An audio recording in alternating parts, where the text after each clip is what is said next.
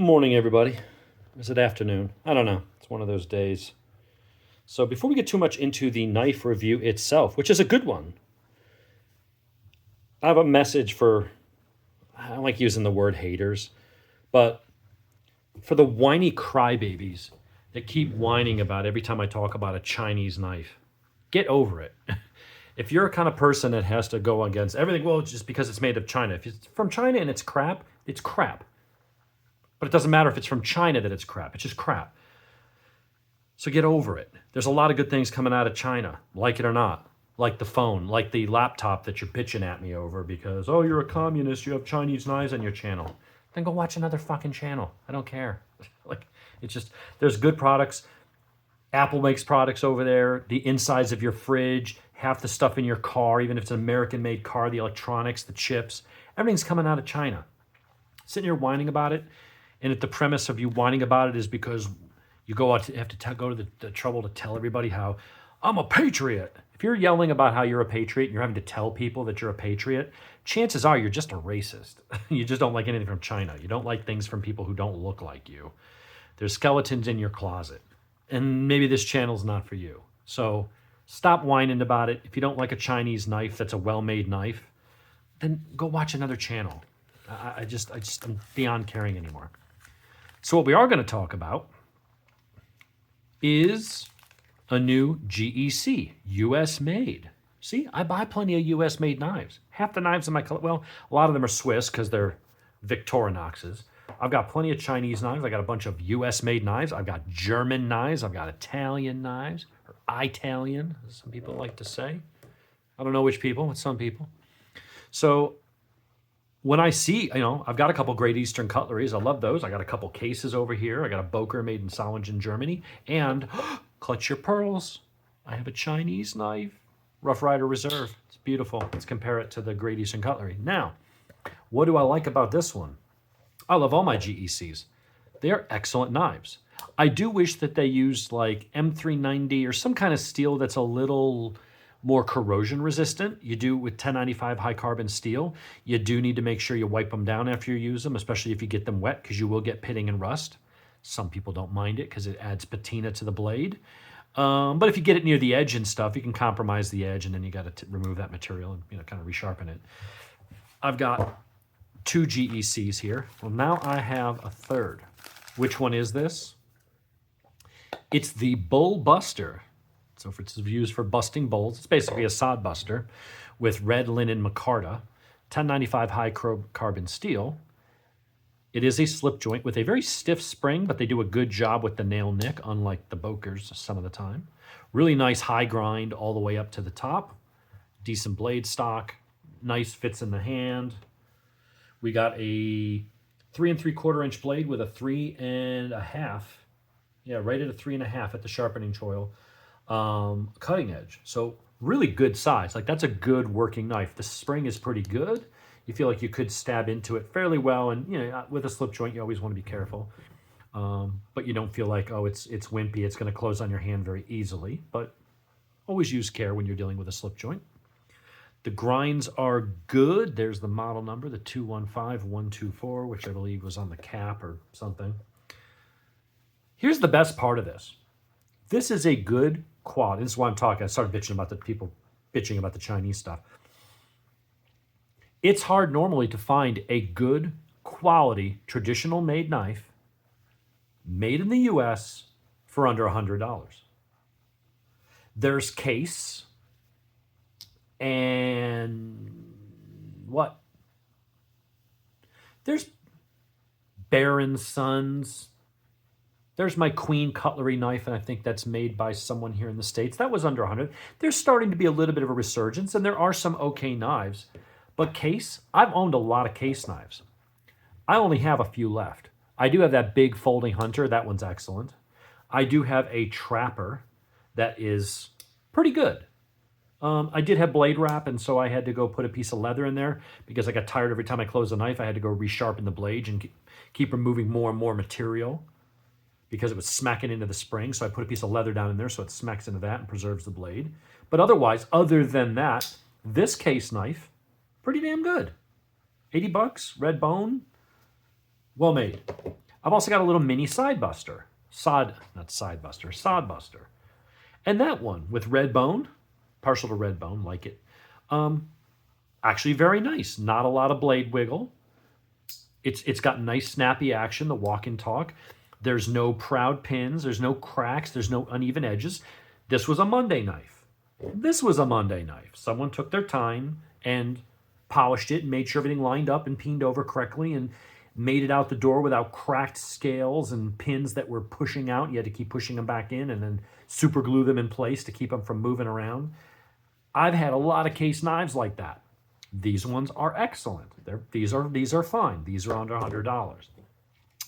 I've got a Boker tree brand. I've got a bunch of Bokers, but I've picked the one that I have that's less than $100 because the other one's $250. And this is a nice traditional Stockman. Again, very well made. I want to say these are around 50 or 60 bucks or something like that. I got a video somewhere of it. And this is a nice knife. I do wish Boker would do a better job with the nail nicks because that edge should be flat. It should be at a 90-degree angle. It's perpendicular instead of a ramp where your finger just wants to slide right out of it. It's not a hard catch. It's at an angle like this. So your finger goes in and slides off. And if you have short fingernails, it takes a few times to open the damn thing like that. But it is, other than that, a well-made knife. That's just how Boker does their nail nicks. Not crazy about it. But they do work. Everything lines up pretty good. And then you've got the Rough Rider Reserves. Now keep in mind, I'm not talking about standard Rough Riders. I'm talking about the RRR, the Rough Rider Reserves. Beautiful linen micarta, really nice walk and talk, excellent snappy action, puts the pins down in there. The blade stops to smack into this part of the blade rather than this part of the blade where your edge is smacking into that spring hump. They took the extra time to engineer and put that in and assemble that in. The insides are polished. This is above all of those. Whether you like Chinese knives or not, it's a good knife. This is an excellent knife.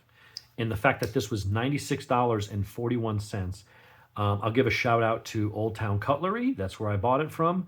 Unfortunately, I bought the last one. I don't know when they'll have more of these because they don't tend to have a lot of GECs in stock other than some older ones that are like pre-owned and more collector items that are like $400 to $800.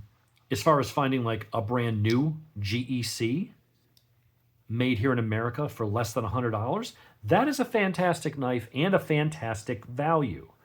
You know, if you're comparing this to one of the Chinese knives, yeah, I would spend a couple extra bucks to get this over this. I did. I mean, I bought both because I like them both. But this is a great, great knife. Really nice. No blade wobble. The blade flexes, but there's no wiggle like you get with a lot of the case knives. That's a very nice, solid lockup. Everything's machined properly. Everything is beveled and sanded properly.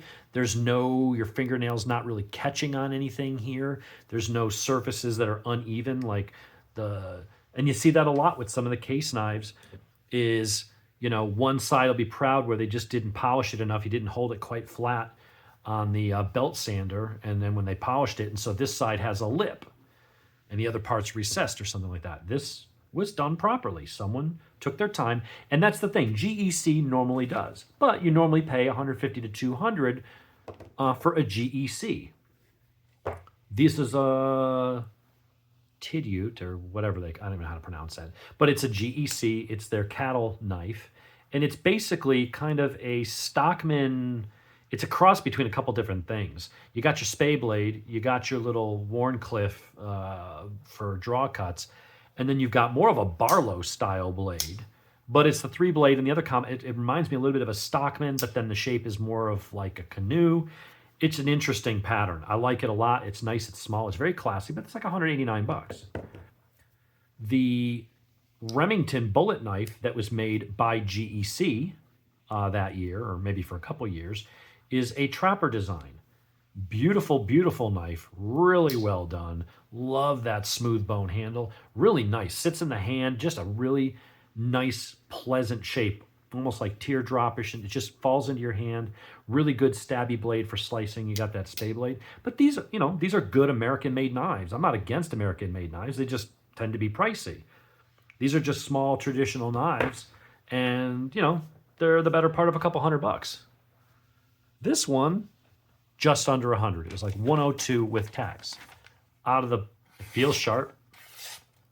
I'll probably strop it. I always tend to just drop them just to make sure there's no little burrs. It's not quite doing the push test. Oh, there it does. So that's probably just an issue where if I just strop it and just straighten that edge, just align it a little bit. I can feel the edge is a little bit toothy here. It's not gliding through the paper quite as good as that one. This one's just really, really smooth and it just goes, you don't feel that toothiness. This one I do. So there you go. I like it a lot. Not too much branding. I mean, I'm not crazy about putting the stuff on the blade. To me, I don't know, it looks kind of corny. But the knife, other than that, is well executed. This is made to look like the back of a bullet. And you got your primer, but all that is just like a little bit of a spacer washer made to look like that. And then the pivot gets peened and mashed in.